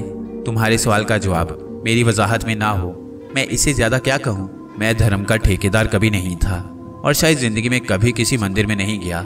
गोपाल ने बात खत्म की तो उजाला बोली, आपको सुनकर शायद यकीन ना आए कि मैंने खुद कभी किसी जात का पाबंद नहीं किया। मेरी स्टूडेंट हर जात की हैं और मेरा सलूक सबके साथ एक जैसा है। मैंने कभी किसी की जात नहीं पूछी। मेरे घर हर जात की लड़कियां लड़के पढ़ने आते हैं, उन पर कोई पाबंदी नहीं है। वो रसोई में फ्रिज खोलकर पानी निकालते हैं और पी लेते हैं। बापू के ज़माने में मैं ज़रा उनकी नाराज़गी की वजह से एहतियात करती थी। माताजी को मैंने अपने रंग में रंग लिया है। बापू के बाद अब मैं हर तरह आज़ाद हूँ। इससे आप ये अंदाज़ा न लगाएं कि मैं नास्तिक हो गई हूँ। मैं धर्म के बारे में सोचती तो हूँ, मगर जाऊँ किधर ये फैसला नहीं कर पाती। कहीं पर मेरी तालीम रोक लेती है, कहीं खानदानी परंपरा खड़ी हो जाती है, कहीं पर हिंदू समाज आड़े आ जाता है। उजाला बोली, अच्छा उजाला, बहुत सी बातें हैं जो हल तलब हैं। तुम मेरे पास आती रहना, शायद मैं तुम्हारी उलझन दूर कर सकूं। गोपाल ने कहा, भैया आपकी गाड़ी बहुत लेट हो रही है, हरदयाल ने एक दिन भाई को कहा। क्या मतलब हुआ इसका? गोपाल ने अनजान बनकर कहा। भैया आप कम से कम मेरा तो ख्याल करें, हरदयाल ने फिर कहा। अबे साफ साफ बात कर, नहीं तो दूंगा एक, गोपाल बोला। मैं बताता हूँ, इसको क्या डांटता है, वासुदेव बोले। अच्छा चलिए आप ही बता दे, गोपाल ने पूछा। तूने अब तक कोई खुशखबरी नहीं सुनाई, वासुदेव ने कहा। अच्छा सब समझ गया, फिक्र मत करो, एक नजर में आई है, अनकरीब कुछ बात आगे बढ़ेगी, गोपाल बोला।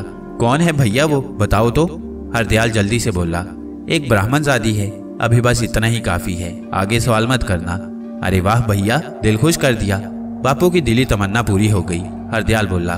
मेरी एक बहू पंडिताइन और एक ठुकराइन, दिल खुश कर दिया। बहुत दिन से मेरे पुरखे इस इंतजार में थे कि उनकी आत्माओं को कितनी शांति मिलेगी। वाह बेटा, तूने क्या भिगोकर जूता मारा है कि दिल बाग बाग हो गया। वासुदेव खुशी से झूमकर बोला, बापू ये हमारी कामयाबी नहीं है, ये वक्त की कामयाबी है। देश आज़ाद हुआ, उसने हमको बहुत कुछ दिया है। आज हम जिस मुकाम पर खड़े हैं उसका तसव्वुर भी मुश्किल है, गोपाल ने कहा। हरदयाल बोला, मगर इस सैकड़ों साल के बाद आज़ादी की भी हमारे लीडर कदर नहीं कर रहे। सीट की खातिर एक दूसरे को लड़ा रहे हैं। हर जगह पर रिश्वतखोर मुंह खोले बैठे हैं। कोई काम वो नहीं करते। जेब गर्म कर दो तो नाजायज भी कर देते हैं। बेटा ये खराबियां तो पैदा होंगी, मगर गोपाल जैसे अफसर भी तो मौजूद हैं। ये इनकलाब का ज़माना है। इस इनकलाब में बहुत कुछ बह जाएगा, वक्त ज़रूर लगेगा, मगर जो बचेगा वही असल होगा। तुम्हारी औलादें वो ज़माना देखेंगी, हम तो नहीं होंगे। वासुदेव बोले, उस ज़माने के आते आते ये मुआशरती जहालत भी तो बहुत ज़्यादा फैल जाएगी और अवामुन्नास की ज़िंदगी अजीरन हो चुकी होगी। एहसास जिम्मेदारी पैदा करने की ज़रूरत है। ये काम कौन करेगा? लीडरों का हाल हमारे सामने है। वो अपनी कुर्सी की खातिर किसी को भी बलि चढ़ा देते हैं, पड़ोसी मुल्कों से लड़ जाते हैं, सिर्फ अवाम की तवज्जो अपनी तरफ से हटाने को। उनके काले करतूत अवाम ना देख पाए। गरीब और गरीब हो रहा है।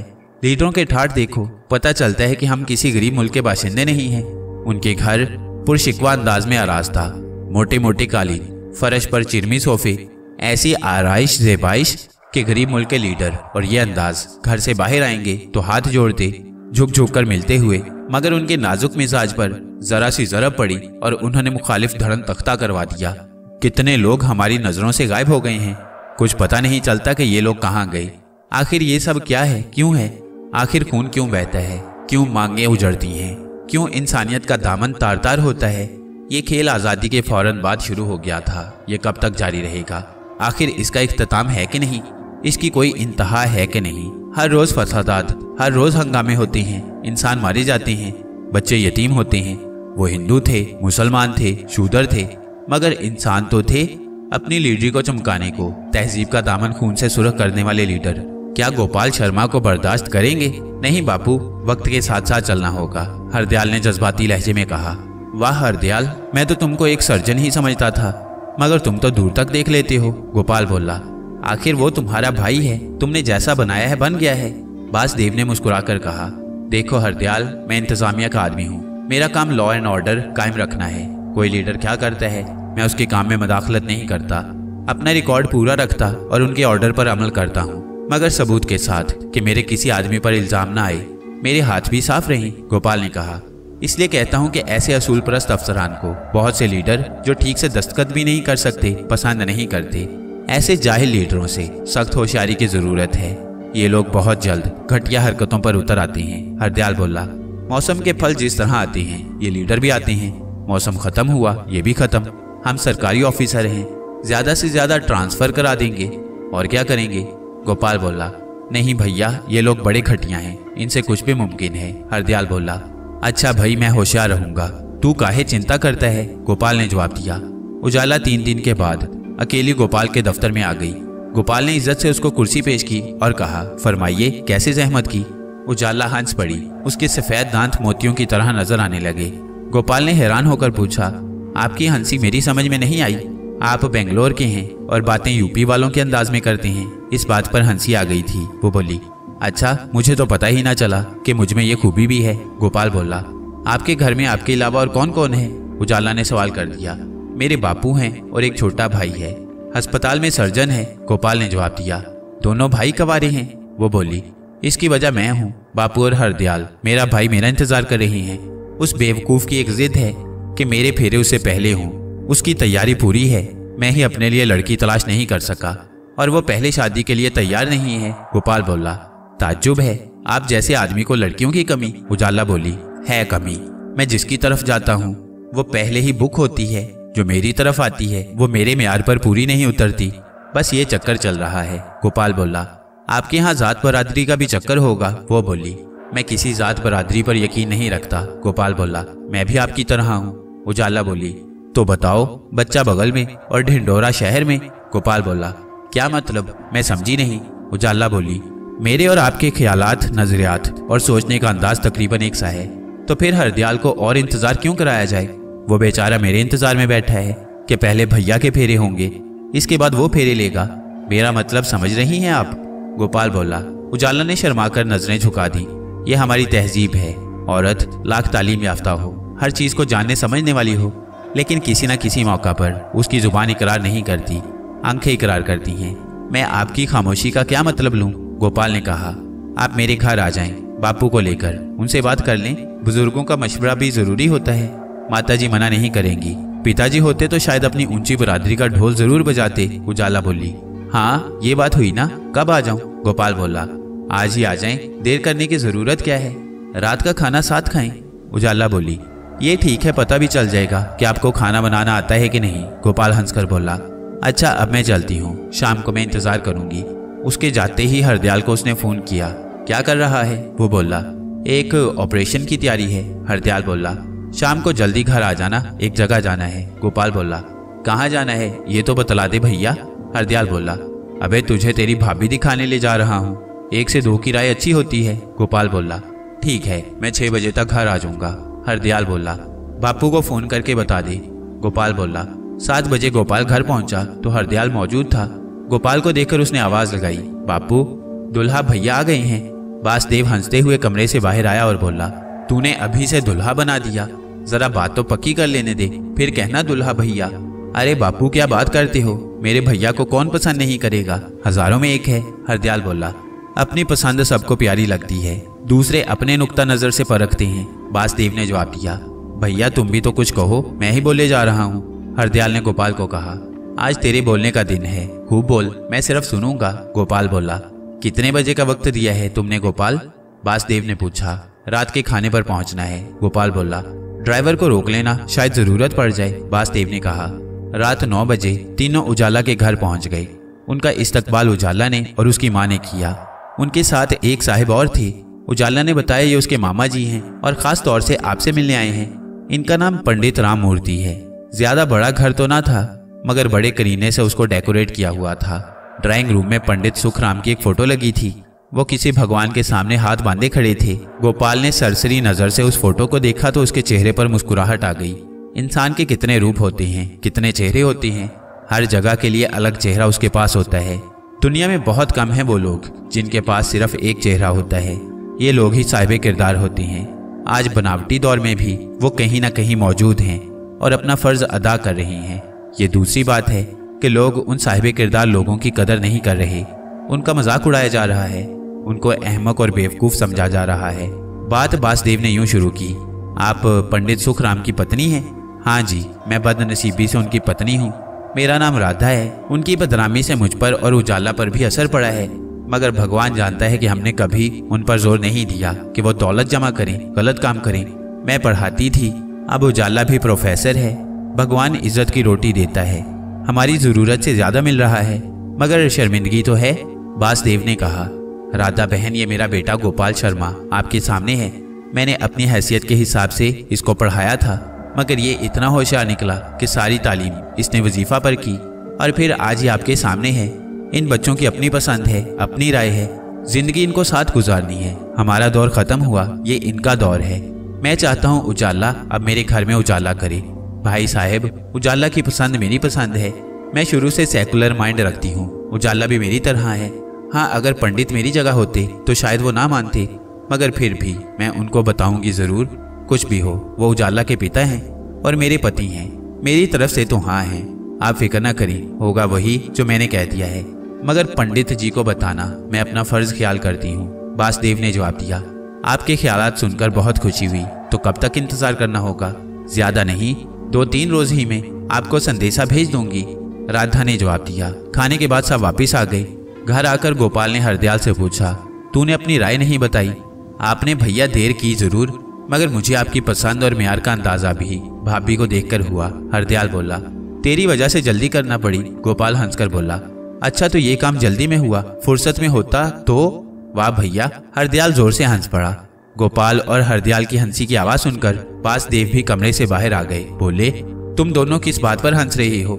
क्या मुझसे कोई हमाकत हो गई है? अगर ऐसा होता तो हम ना हंसते। भैया ने काम बढ़िया किया है, पहले पंडित को अंदर कर दिया, रुकावट वही था, हरदयाल बोला। अबे घामड़, उस वक्त तो मैंने उजाला को देखा भी नहीं था, मुझे पता भी नहीं था कि उसकी कोई बेटी है। फिर पंडित को रुकावट कैसे और क्यों कर समझता? गोपाल बोला। आपका जवाब दुरुस्त है, इस सवाल के पूरे नंबर आपको मिलेंगे। मगर यही सवाल मेरे अलावा किसी और के जहन में भी आ सकता है। आपका जवाब दुरुस्त है, इस सवाल के पूरे नंबर आपको मिलेंगे। मगर यही सवाल मेरे अलावा किसी और के जहन में भी आ सकता है, वो आपको पूरे नंबर नहीं देगा। अगर आपकी वजाहत उसकी समझ में आ भी गई तो भी डंडी मार देगा। यही दुनिया में हो रहा है, हर सच्चे आदमी के साथ हो रहा है। क्यों बापू, मैंने ठीक कहा है? हरदयाल बोला, तूने दुरुस्त कहा है। अगर कहीं भी खुद को तोल लूं तो पूरा पूरा सच्चा आदमी खुद को नहीं पाऊंगा। मेरे अंदर भी बड़ी जात के लिए कदूरत मिलेगी, मैं भी उनको नीचे लाने की भावना रखता हूँ। ये इंतकामी जज्बा होता है। ये जज्बा मेरे अंदर इसलिए पैदा हुआ कि मुझे दबाया गया, मुझे घटिया कहा गया और मुसलसल ऐसा हुआ। कुदरती तौर पर मेरे अंदर इस जज्बे की परवरिश होती गई। आज मैं खुश हूँ क्योंकि मैंने तुम दोनों की मदद से वो मुकाम हासिल कर लिया कि मुझे किसी ने नहीं पूछा कि तू कौन है, किस जात का है। आज एक ब्राह्मण परिवार मेरा मेजबान था क्योंकि उसके सामने शहर का एक कमिश्नर और एक बड़ा सर्जन मौजूद था। इंतकाम लेने का मकसद किसी को मार डालना नहीं होता, इंतकाम लेने का मकसद किसी को झुका लेना होता है। आज मैंने ये काम कर लिया है। मैं भी तुम्हारे साथ हंसता हूँ और तीनों बाप बेटे खूब हंसे। मगर इस सेकुलर भारत में ये रीत आम हो जाए कि कोई किसी की जात बरादरी ना पूछे, असल कामयाबी उस दिन होगी। वासुदेव ने बात खत्म की। मेरे डिपार्टमेंट में एक ऑफिसर है, वो मुसलमान है। वो बताता है कि उनके मजहब में किसी जात बरादरी का भेदभाव नहीं है, सब एक साथ खाते भी हैं और नमाज भी एक साथ पढ़ते हैं। नमाज का वक्त हुआ, किसी भी मस्जिद में नमाज पढ़ ली, कोई रुकावट नहीं। कितनी प्यारी बात है। गोपाल बोला, बेटा अच्छी बातें तो हर मजहब बताता है। वासुदेव ने जवाब दिया, मगर बापू हिंदू धर्म की अच्छी बातें तो सब बड़ी जात वालों के फायदे की हैं। इस बात का एहसास सबको है, हुकूमत को भी और बड़ी जात के लोगों को भी। अगर ऐसा ना होता तो इंडिया सरकार शूद्रों के लिए अलग से कानून ना बनाती, उनके लिए तालीम के दरवाजे ना खोलती, उनको वजीफे और मराहत ना देती। मगर सैकड़ों साल से ब्राह्मण और राजपूत जो जुल्म सितम करते आए हैं, उनको इसकी आदत पड़ गई है। इस आदत को छुड़ाने के लिए सरकार तो कुछ नहीं कर सकती, इसके लिए तो हमें ही किरदार अदा करना है। इसका जो हाल आपके जहन में आया था वही बेहतरीन है, उसके नताइज भी आ रहे हैं। राजपूतों की लड़कियां मुसलमान लड़कों और शूद्रों के साथ शादी कर रही हैं और उनको राजपूत नहीं रोक सकते, कानूनी तरीका पर भी और समाजी तरीका पर भी। गोपाल ने कहा, आपने दुरुस्त कहा भैया, मगर मेरा ख्याल है हिंदुस्तान के इस नए मुआशरे में अगर किसी का नुकसान हो रहा है तो वो मुसलमान है। उनको मजहब से दूर किया जा रहा है, उनकी तारीख को बदला जा रहा है। तारीख के उन किरदारों को जो कभी फतहयाब नहीं हुए, उनको हीरो बनाकर पेश किया जा रहा है। मुसलमानों के इंसाफ पसंद बादशाहों को जालिम और बदकिरदार लिखा जा रहा है। हरदयाल बोला, तेरी ये बात भी दुरुस्त है, मगर नया जवान होशियार है, वो बहुत कुछ समझ जाता है, जैसे तुमने समझा है। तेरी तरह और भी जवान होंगे। वासुदेव ने कहा, हम मुसलमानों के करीब हमेशा से इसलिए रहे हैं कि उन्होंने हमको इंसान तो समझा है, उन्होंने वो सितम तो नहीं किए जो बड़ी जात के लोगों ने हम पर किए हैं। और ये भी हकीकत है कि मुसलमानों को तो ये बड़ी जात के लोग मलीज यानी गंदे लोग करार देते हैं। हरदयाल ने कहा, पंडित जो एक लोटा पानी से गुसल करता है, उसकी धोती तक गीली नहीं होती, जिस्म भी गीला नहीं होता, उसका स्नान हो जाता है। जो गोबर से रसोई लेपता है और कहता है पवित्र हो गई, वो मुसलमानों को गंदा कहता है, जबकि मुसलमानों का नहाने का एक मजहबी तरीका है। एक बाल भी सूखा रहा तो गुसल नहीं हुआ, इस पर भी वो मलीज है। गोपाल ने राय दी, भैया मैंने कुछ मुसलमानों के बारे में पढ़ा है, उनके मुकाबले में हिंदू धर्म अपनी मौजूदा शक्ल में भी और माजी में भी वो मुतफरिक एमाल का मजमुआ रहा है। बुलंद तरीन से पस्त तरीन तक एक दूसरे से मुतसादिम और मुतजाद। मगर आज के हिंदू की सोच बदल रही है, उसको हम कतई मुतसादिम और मुतजाद नहीं कह सकते। मुसलमान सैकड़ों साल से हिंदुस्तान में आबाद हैं, मगर उनके बुनियादी अहकामात में किसी किस्म की तब्दीली नहीं आई। इस बात की हिंदू को झुंझलाहट तो है, मुल्क सेकुलर हो गया है, कानून है, बड़ी बड़ी तब्दीलियां भी नजर आती हैं, मगर आज भी ब्राह्मण का त्रिशूल मुसलमानों के सर पर है। हरदयाल ने बताया, बहरहाल अब तो हम सबको इसी मुआशरे में रहना है, मुकाबला करना है। 3 रोज में ही उजाला की माँ की तरफ से मंजूरी आ गई और शादी की तैयारियां होने लगी। हरदयाल के ससुराल वाले भी तालीम याफ्ता थे और गोपाल के भी, इसलिए सारी फजूल रस्मों को छोड़ दिया गया।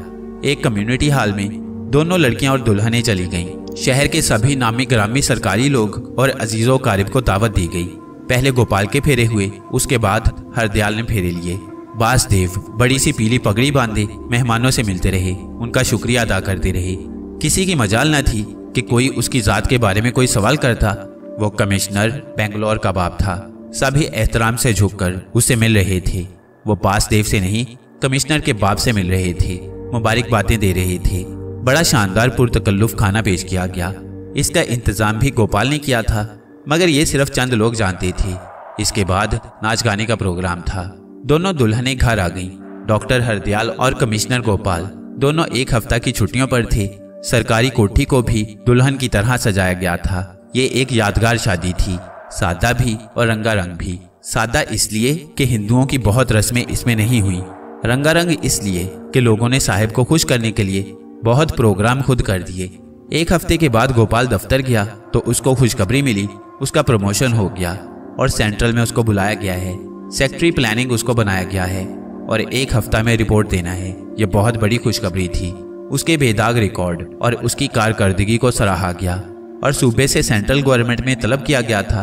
उसने फोन पर हरदयाल को कहा और ये खुशखबरी सुनाई तो वो बोला, ये तो बहुत खुशी की बात है, आप पहले शादी कर लेते तो पहले ही सेक्रेटरी हो जाते। हरदयाल हंसकर बोला, तेरी हर बात निराली है। सुन, मैं घर जा रहा हूँ, मेरी जगह पर आदमी कल आएगा। अब मुझे उसको चार्ज देना है, काम बहुत है और वक्त कम है। गोपाल शर्मा उजाला के साथ दिल्ली रवाना हो गया। पंडित राममूर्ति गोपाल शर्मा के सामने जब भी आता बड़ी मस्कीन सूरत के साथ आता। शादी के वक्त भी उसने खुद को बांध कर रखा था, मगर इसका मतलब ये नहीं कि वो बड़ा सीधा सादा आदमी था। ये शख्स निहायत घुन्ना और कीना रखने वाला आदमी था। बोल वो इसलिए नहीं सका कि गोपाल की पोजीशन बेंगलोर में बहुत ऊंची थी। दूसरा, उसकी बहन और उजाला खुद गोपाल की तरफ थी और कानूनी तौर पर भी वो कमजोर था, मगर उसके दिल में गोपाल के लिए बड़ी नफरत थी। ले गया, ब्राह्मणों की इज्जत ले गया, सैकड़ों साल की कमाई हुई दौलत इस लड़की ने बर्बाद कर दी। अरे तो तुम क्यों मरे जा रहे हो? उजाला तुम्हारी लड़की तो नहीं थी? उसकी बीवी जामनी ने कहा। अरे तुझे क्या पता, पंडित सुखराम को उसने पहले जेल भिजवाया और फिर उजाला को अपने जाल में फांस लिया और ब्राह्मणों को नीचे डाल दिया। ये सारा काम इसने प्लान बनाकर किया है। अरे इस चमार का मैं क्या करूं? मेरे दिल में अग्नि जल रही है। पंडित राममूर्ति ने बेचैनी से कहा। मेरी तो समझ में तुम्हारी बेचैनी नहीं आ रही। अरे उजाला एक पढ़ी लिखी समझदार लड़की थी, उसको वो पसंद आया तो उसने शादी की है। तुमने देखा नहीं कि दोनों कितने खुश थे? जामनी देवी ने जवाब दिया। तूने ये कहावत तो सुनी होगी, घोड़े की ईंट चौबारे पर अच्छी नहीं लगती। पंडित बोला, अब इस कहावत को भूल जाओ। बड़े नामी ग्रामी पंडितों की लड़कियां मुसलमान लड़कों के साथ फिर रही हैं, ठाकुरों की लड़कियां शूद्रों के घरों में खा रही हैं। जामनी ने कहा। अरे सब तो ऐसा नहीं कर रहे। पंडित झुंझलाकर बोला, कर तो रहे हैं, वो भी ब्राह्मण हैं, ठाकुर हैं। अब तुम भी भूल जाओ पिछली कथा और जो नई कहानी शुरू हुई है उस पर अमल करो। अगर ऐसा नहीं करोगे तो अकेले रह जाओगे। तुम उजाला के मामा हो, बाप नहीं हो। गोपाल के सामने उजाला का बाप भी होता तो वो भी कुछ नहीं कर सकता था। जामनी ने कहा, तू चाहे कुछ भी कह जामनी, मैं कैसे भूल जाऊं कि एक चमार मेरी भांजी को ले गया है। तो फिर जलते रहो, मुझे पता है तुम कुछ नहीं कर सकोगे। तुम अपनी तरफ देखो, तुम्हारी भी दो दो बेटियां कवारी बैठी हैं, उनकी तरफ देखो, करो तलाश कोई खरा ब्राह्मण। जामनी ने कहा। हरदयाल बेंगलोर के नानावती अस्पताल में सर्जन था। बासदेव गोपाल के पास नहीं गया था। डॉक्टर पूजा का पांव भारी था और बासदेव का पांव मारे खुशी के जमीन पर नहीं था। वो रोज नाश्ते पर हरदयाल को कहता, तू क्या आदमी है हरदयाल, बहू के आराम के दिन है और तू उसको काम में जोते हुए है। हरदयाल हंस पड़ता, बापू अभी काम करना, आगे फायदेमंद होगा, आप क्यों चिंता करते हैं? मैं तो इसके पास हर वक्त रहता हूँ। दिल्ली में उजाला का भी यही हाल था, उसने बासदेव को नहीं बताया था। गोपाल जानता था कि बापू सुनकर दीवानावार दौड़े आएंगे। जब कुछ हो जाएगा तो जरूर खबर कर दूंगा। उजाला का वजन बहुत बढ़ गया था। डॉक्टरों का ख्याल ठीक साबित हुआ और उजाला को 2 लड़के पैदा हुए, दोनों ठीक थे।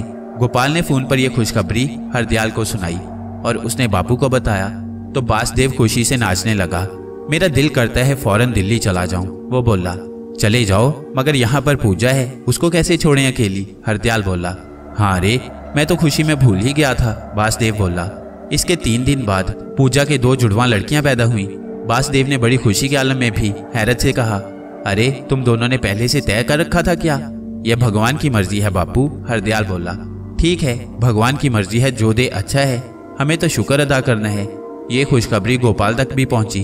गोपाल उस वक्त उजाला के पास अस्पताल में था। वाह हरदयाल, मुझसे कम नहीं रहा तू। गोपाल हंसकर बोला। हाँ, ये तो ताजुब की बात है, दोनों भाइयों के घर जुड़वा बच्चे पैदा हो गए। उजाला बोली। तुम्हारे बारे में मुझे पहले ही शुबा था। गोपाल बोला। मुझे खुद ऐसा ही लग रहा था, उजाला बोली। और वो दोनों तो डॉक्टर हैं, उनको तो पूरी तरह पता चल गया होगा। तुम कब तक अस्पताल में रहोगी? गोपाल ने पूछा। डॉक्टर तो कह रही थी सब ठीक है, आप जा सकती हैं, उजाला ने बताया। तो मैं रात 7-8 बजे दफ्तर से उठूंगा और सीधा तुम्हारे पास आऊंगा और तुमको घर ले जाऊंगा। तुम चाहो तो किसी नर्स को अपने साथ रख लो। मैं कल सवेरे बेंगलोर जाऊंगा और शाम की परवाह से वापस आ जाऊंगा। हरदयाल और पूजा खुश हो जाएंगे, गोपाल बोला। हाँ हो आओ, तुम बड़े हो, तुम्हारा फर्ज बनता है। गोपाल को अचानक देखकर हरदयाल खुशी से फट गया। वासुदेव ने उसके सर पर हाथ फेरा और दुआ दी। पहले ये बताओ भैया के भाभी कैसी है और बच्चे ठीक हैं? हरदयाल ने पूछा। हाँ गोपाल, पहले ये बता, वासुदेव ने भी पूछा। मैं तेरी भाभी को घर पहुंचा कर आया हूँ, दोनों बच्चे भी ठीक हैं, सब कुछ नॉर्मल हुआ है, गोपाल बोला। और भैया यहाँ भी ऐसा ही हुआ है। मैंने भैया को आगे इसी कारण रखा था। भगवान ने मेरा प्रोग्राम पूरा कर दिया। पहले तुम बाप बने, इसके बाद मैं। अरे ये सब ऊपर वाले की मेहरबानी है। तुम रोजाना न जाने कितनों की दुआएं लेते हो, गोपाल बोला। भैया मैंने आज तक किसी मरीज से नहीं पूछा कि वो कौन है, किस जात का है, किस धर्म का है। मैं डॉक्टर हूँ, मेरा काम इंसानों की जिंदगी बचाना है। मेरी नीयत साफ होती है और भगवान मेरी मदद करता है। लोग मेरी तारीफ करते हैं, मगर मुझे असल खुशी मरीज के ठीक होने पर होती है, हरदयाल बोला। तूने जो लाइन पकड़ी है वही दुरुस्त है। दौलत और शोहरत दोनों इंसानों के दिमाग में फितूर पैदा करती है। तेरी दौलत वो दुआएं हैं जो तुझे मिलती हैं। दौलत दुनिया में बड़ी अहमियत रखती है, हर आदमी उसके पीछे भाग रहा है। मगर मैं पूछता हूँ, क्या वो इस दुनियावी दौलत को साथ ले जाएगा? जो चीज साथ नहीं जाएगी उससे प्रेम बढ़ाना कहाँ की अक्लमंदी है। इंसान की जरूरत क्या है, उसको वो मिल रहा है, तो फिर धन दौलत के फेर में क्यों पड़े? तुम जानते हो मेरी पोस्ट आज भी ऐसी है कि मैं धन के ढेर लगा सकता हूँ, मगर बापू की ख्वाहिश दौलत जमा करने की नहीं थी। जो ख्वाहिश थी उसको मैंने और तुमने पूरा कर दिया है। अब तुम अपने किरदार से साबित करना कि बड़ी जात के लोग ही इस देश के भगत नहीं हैं, हम भी हैं। हमने खुद को उनकी भीड़ में नुमाया रखना है। लोग दूर से देखकर हमारे बारे में राय कायम करें और वो राय ऐसी हो कि बड़ी जात वाले शर्मिंदा हो जाएं, गोपाल ने कहा। आपने दुरुस्त कहा भैया, मैंने महसूस किया है और आपने भी किया होगा कि कुछ लोग हमारे नज़दीक आते हैं और बड़े एहतराम से पेश आते हैं, मगर उनका एहतराम हमारी कुर्सी के लिए होता है, हमारी ज़ात के लिए नहीं होता। कुछ बराबर के लोग कभी कभी कोई ना कोई लफ्ज़ ऐसा ज़रूर कह जाते हैं जो तंजिया होता है। उनके दिल में जो कीना भरा है वो ख़त्म नहीं हुआ। इसका कोई इलाज है? पंडित को हरगिज़ ये बात हजम नहीं होगी कि वो मुझे सलाम करे। ठाकुर हरगिज़ झुककर बात नहीं करना चाहेगा। ये बहुत पुराना गरूर है, इतनी जल्दी कैसे निकल जाएगा? हमारी दूसरी और तीसरी नस्ल जब आएगी तो शायद वो उनको झुका दे, मगर इसके लिए ज़रूरी है कि हम बराबर आगे बढ़ते रहें, गोपाल ने कहा। आपका घर तो सरकारी होगा, हरदयाल बोला। सारा ही कुछ सरकारी है, गाड़ी, बंगला, सिक्योरिटी और मुलाजमीन, गोपाल बोला। 2-4 दिन को भाभी को लेकर आ जाओ, मैं भी छुट्टी कर लूँगा, हरदयाल बोला। मुझे शाम की फ्लाइट से वापस जाना है, बस इतनी फुर्सत मैंने तुम्हारे लिए निकाली है, गोपाल बोला।